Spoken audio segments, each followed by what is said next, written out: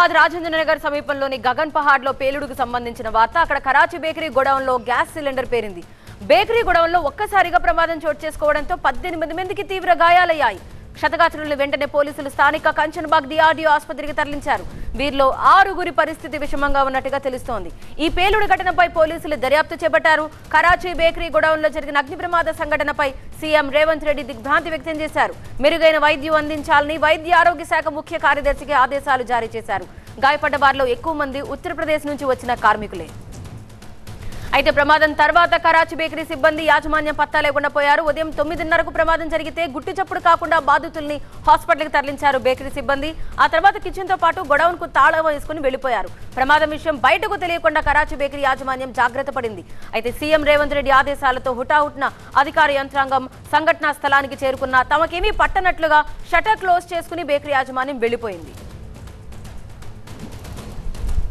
మరింత సమాచారం మా ప్రతినిధి ప్రణీత లైవ్ లో అందించడానికి సిద్ధంగా ఉన్నారు. ప్రణీత, ఆ గోడౌన్ కన్స్ట్రక్షన్ ఎలా ఉంది? అంటే క్లోజ్డ్ ఉంటుందా? ఫైర్ సేఫ్టీ మెజర్మెంట్స్ లాంటివి ఏమైనా తీసుకున్నారా లేదా? ప్రస్తుతం యాజమాన్యం ఎక్కడున్నారనే దానిపై ఏమైనా హింట్ ఉందా? ఈ ఘటనపైన అయితే ఇప్పటికే శంషాబాద్ పోలీసులు కేసు నమోదు చేశారు. అయితే ఇవాళ ఉదయం 9 గంటలకు ఘటన జరిగితే బయటికి తెలిసింది మాత్రం ఎగ్జాక్ట్లీ 1:30కి, అంటే దాదాపు 3:30 గంటలకు పైగా విషయాన్ని పూర్తిగా గోప్యంగా ఉంచుతూ వచ్చారు. గోప్యంగా ఉంచడంతో పాటు ఎక్కడ కూడా 108కి కాల్ చేయలేదు. కేవలం ఈ కరాచీ బేకరీకి సంబంధించినటువంటి గూడ్స్కి సంబంధించిన వెహికల్స్ ఏవైతే ఉంటాయో ఆ వెహికల్స్లోనే మొత్తం గాయపడినటువంటి క్షతగాత్రులందరినీ కూడా వారే హాస్పిటల్కి తరలించారు. ఒకవేళ 108కి కాల్ చేసి ఉంటే కనుక వాళ్ళు ఫస్ట్ ఎయిడ్ చేసేవాళ్ళు.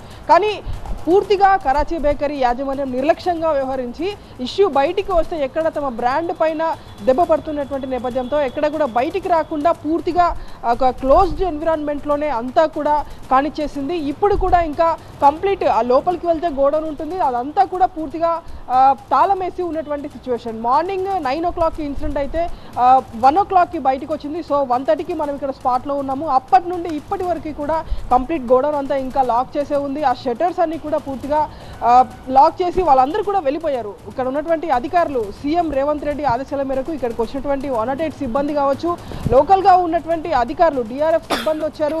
ఇంకా ఎవరైనా లోపల చిక్కుని ఉన్నారనేటువంటి విషయం నేపథ్యంలో కానీ లోపలికి వెళ్ళడానికి ఎక్కడ కూడా ఆస్కారం లేకుండా మొత్తం 2 షట్టర్స్కి లోపలికి ఎంటర్ కావడానికి వే ఉంటే అవన్నీ కూడా పూర్తిగా లాక్ చేసేసారు.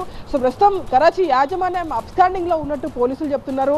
ఒక కేసు అయితే ఇప్పటికే వాళ్ళ మీద నమోదు చేశారు. ఖచ్చితంగా దాదాపు 15 మంది కార్మికుల గాయపడడానికి వీళ్ళు కారణమయ్యారు కాబట్టి వాళ్ళ మీద చట్టపరమైనటువంటి చర్యలు తీసుకుంటామంటూ పోలీసులు చెప్తున్నారు. Right, thank you Praneetha, details అందించినందుకు.